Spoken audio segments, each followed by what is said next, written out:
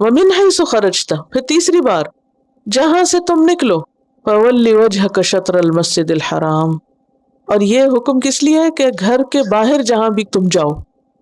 خرجتا کا کیا مطلب ہے؟ نکلنا، یعنی اپنے گھر سے، اپنے جائے قیام سے نکل کے کہیں بھی تم جاؤ، بازار میں جاؤ، کسی دوسرے شہر یا ملک میں جاؤ، ہر جگہ مسجد حرام ہی کی طرف رخ رکھو. تمہارا سینٹر آف لائف وہی رہے، تمہارے دل میں بار بار اللہ کی یاد آتی رہے. وحیث ما کنتم، اور جہاں بھی تم سب ہو اے مسلمانوں، فولوا وجوہکم شطرہ، تو تم سب اپنے رخ اسی کی طرف کرو. کیوں؟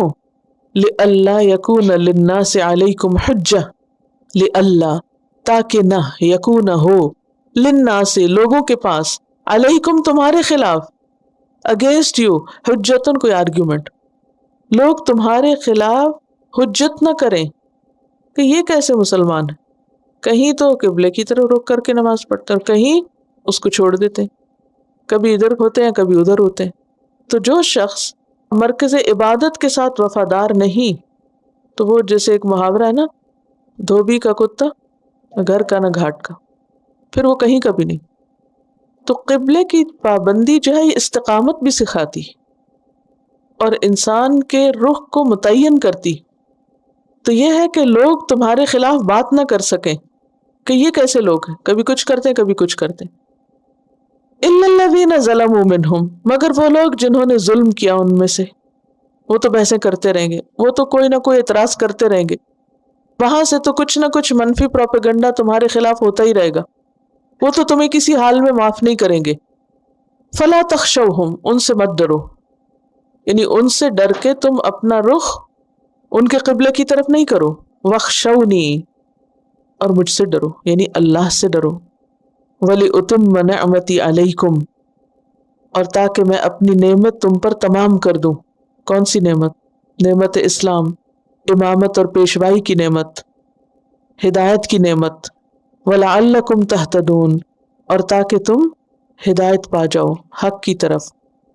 تو بات یہ ہے کہ اگر مسلمان کبھی بیت المقدس کی طرف رخ کرتے اور کبھی قبلے کی طرف رخ کرتے تو پھر لوگوں کو باتیں بنانے کا موقع مل جاتا. اور کیا کہتے کہ یہ آخری نبی نہیں، کیونکہ ہماری کتابوں میں لکھا ہوا کہ آخری نبی کا قبلہ صرف بیت اللہ ہی ہوگا، خانہ کعبہ ہی ہوگا. تو یہاں پر 3 وجوہات بتائی گئی ہیں اس تکرار کی کہ جو بار بار کہا جا رہا ہے کہ کہیں بھی ہو کعبے ہی کی طرف رخ کرو. نمبر 1، لوگ تم پر باتیں نہ بنائیں.